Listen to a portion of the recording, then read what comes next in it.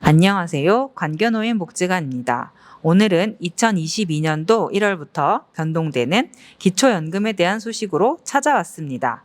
그럼 지금부터 영상으로 함께 만나보실까요? 기초연금은 어르신의 노후소득을 보장하기 위해 2014년 7월 도입된 제도로 만 65세 이상 어르신 중 소득 하위 70%까지가 지급 대상자이며 올해부터 크게 변동되는 사항에 대해 소개하도록 하겠습니다. 첫 번째로 기초연금 기준 연금액이 인상된다고 합니다. 물가 상승률 2.5%를 반영하여 단독 1인 가구라면 7,500원이 인상된 30만 7,500원, 부부 가구는 12,000원이 오른 49만 2천원을 받게 됩니다. 두 번째로 소득 인정액 선전 기준 금액이 인상되었습니다. 기초연금 기준 완화로 수급 대상자 범위가 확대된 점이 이번 기초연금 변동사항에서 가장 중요하다고 볼 수 있습니다.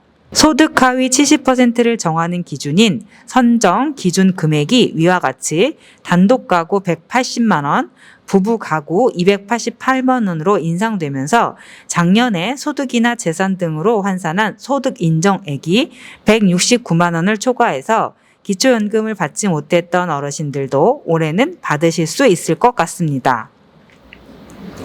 참고로 작년에는 기초연금 수급자가 약 593만 명 정도였는데 올해는 628만 명으로 약 35만 명이 더 받을 수 있을 것으로 예상됩니다. 세 번째로 국민연금 연계 감액 기준도 변경된다고 합니다. 국민연금을 일정 금액 초과해서 받으면 기초연금이 일부 감액되고 있는데요. 전년도에는 감액 기준 금액이 기초연금의 150%인 45만 원이었지만 올해에는 인상된 기초연금 30만 7,500원의 150%이므로 46만 1,250원을 초과해서 국민연금을 받게 되며 기초연금이 감액됩니다. 국민연금을 아무리 많이 받더라도 기초연금의 50% 이상 감액은 하지 않기 때문에 최소 15만 3천 원 이상은 받을 수 있습니다. 네 번째로 근로소득 기본 공제액이 인상되는데요. 최저임금 인상을 반영해서 기본 공제액이 인상된다고 합니다. 기존에는 근로소득이 있을 경우 기본적으로 98만 원이 공제되었지만 이제는 103만 원으로 5만 원이 인상됩니다. 소득을 평가할 때 근로소득과 기타 소득을 더하는데요.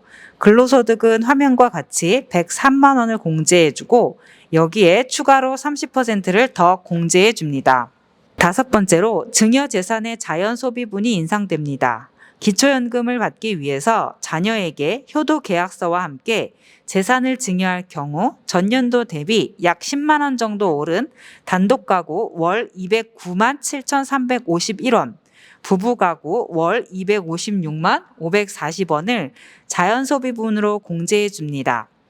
예를 들어서 2억 5천만 원을 자녀에게 증여했다면 이 2억 5천만 원이 재산에서 바로 차감되는 것은 아니고 부부가구 기준으로 한 달에 약 250만 원씩 줄어들게 됩니다. 그래서 약 8년 후에는 완전히 재산에서 빠지게 됩니다. 마지막으로 거주지와 무관하게 전국 어디서나 기초연금 신청이 가능해졌습니다. 물론 인터넷 사이트인 복지로에서 온라인으로 신청하는 것이 가장 간편합니다.